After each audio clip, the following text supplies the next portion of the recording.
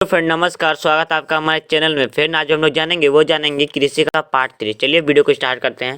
सबसे पहला प्रश्न है हमारा, चाय कैसा फसल है, इसको उगाने के लिए कैसी अनुकूलित जलवायु चाहिए। इसका जो आंसर है हमारा, चाय एक पेय फसल है, क्योंकि चाय को तुम पीते हैं इसलिए पेय फसल है।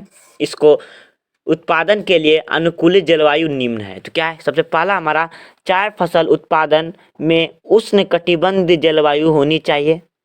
क्या जलवायु होनी चाहिए, कैसी? उष्णकटिबंध, पहला नोट की बात।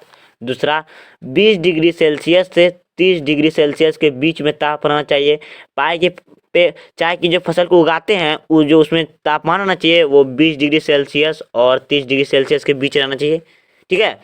तीसरा, चाय की फसल के लिए सुगम जल निकासी मिट्टी चाहिए। अब सुगम जल निकासी तो आप नहीं समझे, चलिए फिक्र नहीं कीजिए, हम बता रहे। सुगम जल निकासी ऐसा कि पानी भुरभुरा मिट्टी, जैसे हम लोग को इधर काली मिट्टी जैसे चिपचिपा रहती है, ये मिट्टी वैसा नहीं, ये पूरा भुरभुरा मिट्टी रहना चाहिए कि पानी को तुरंत सोख ले, निकाल दे, पानी से फंसना नहीं चाहिए, एकदम पूरा सुगम यानी कि भुरभुरा। ठीक है। चलिए अब हम लोग प्रश्न 2 को जानते हैं, जो कि ये भी बहुत ही इंपॉर्टेंट है। प्रश्न 2 है हमारा, कॉफी कैसा फसल है, इसको उगाने के लिए मृदा और जलवायु चाहिए। तो कैसी जलवायु चाहिए भाई, तो देखते हैं। भी कॉफी एक पेय फसल है, यह लेटराइट मृदा में मुख्य रूप से उगाया जाता है तथा कॉफी के उत्पादन के लिए जलवायु निम्न है। तो पहले यहाँ समझ लेते हैं, कॉफी जो हमारा पेय फसल, क्योंकि कॉफी को हम पीते हैं, ठीक है, और कॉफी जो हमारा मुख्य रूप से लेटराइट मृदा में उगाया जाता है। अगर आप लेटराइट मृदा नहीं जानते हैं तो हम इसका वीडियो डीपली से बना दिए हैं और डिस्क्रिप्शन में लिंक दे भी देंगे, आप वहाँ देख लीजिएगा। क्या क्या समझे, कॉफी तो हमारा एक पेय फसल है, दूसरा लेटराइट मृदा में मुख्य रूप से उगाया जाता है, और तीसरा जो है इसका उत्पादन के लिए निम्न जलवायु है। पहला हमारा, कॉफ़ी की फसल में 150 सेंटीमीटर से 200 सेंटीमीटर तक की वार्षिक वर्षा चाहिए, यानी कि एक वर्ष में हमारा 150 सेंटीमीटर से 200 सेंटीमीटर तक की वर्षा चाहिए। दूसरा है, यह फसल में 15 डिग्री सेल्सियस से 28 डिग्री सेल्सियस तक का तापमान चाहिए। कितना? 15 डिग्री सेल्सियस से 28 डिग्री सेल्सियस का। तीसरा फ्रेंड्स हमारा देखिए, आप कॉफ़ी का समझ गए कि क्या क्या जलवायु चाहिए, ठीक है, तो आप इसे कॉपी में नोट कर लीजिए। प्रश्न तीसरा देखिए फ्रेंड हमारा क्या है, किस रेशेदार फसल को सुनहरा रेशा कहते हैं। तो इसका है जूट। आप अगर रेशेदार फसल को नहीं जानते हैं तो इसका वीडियो डिस्क्रिप्शन में लिंक दे देंगे, ठीक है। अगर आपसे कोई पूछे, ये जीके में भी एमसीक्यू और अपने क्लास का भी जो क्लास 10 का है वो उसमें भी एमसीक्यू है, तो ये दोनों एमसीक्यू जिसमें ज़्यादा ध्यान देना है। प्रश्न क्या है, किस रेशेदार फसल को सुनहरा रेशा कहते हैं, तो वो हमारा जूट। ठीक है। चलिए अब हम लोग आगे चलते हैं।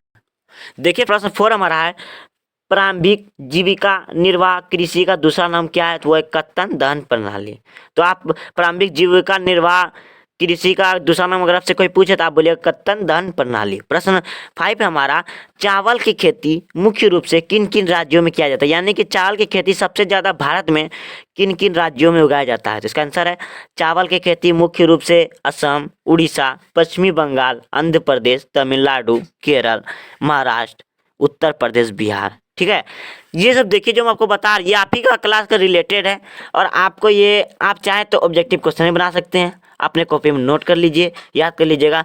चावल का जो फसल है वो असम, उड़ीसा, पश्चिम बंगाल, आंध्र प्रदेश, तमिलनाडु, केरल, महाराष्ट्र, उत्तर प्रदेश, बिहार में मुख्य रूप से उगाया जाता है। प्रश्न 6 हमारा, गेहूं के उत्पादन में भारत में कौन कौन राज्य प्रमुख, यानी गेहूं का जो उत्पादन होता है भारत में कौन कौन राज्य में सबसे ज़्यादा होता है, तो वह पंजाब, हरियाणा, उत्तर प्रदेश, बिहार, राजस्थान, मध्य प्रदेश के कुछ भागों में। तो गेहूं कहाँ कहाँ होता है? पंजाब, हरियाणा, उत्तर प्रदेश, बिहार, राजस्थान और मध्य प्रदेश में। ठीक है। प्रश्न 7 हमारा, भारत के अधिकांश लोगों के लिए खाद्यान्न फसल है, तो वह हमारा चावल। ठीक है।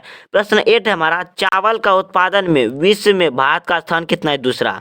विश्व में जो चावल का उत्पादन होता है तो वो जो भारत का स्थान है वो हमारा दूसरा। चलिए अब हम लोग आगे चलते हैं। वीडियो अच्छा लगा होगा, ऐसे ही हम आपको पार्ट बाय पार्ट किसी चैप्टर का और भी वीडियो रिलेटेड लाते रहेंगे। तो आप लोग हमारे चैनल को सब्सक्राइब कर लीजिए ताकि आपको वीडियो खोजना ना पड़े। तो चलिए फ्रेंड्स, अगले वीडियो में मिलते हैं।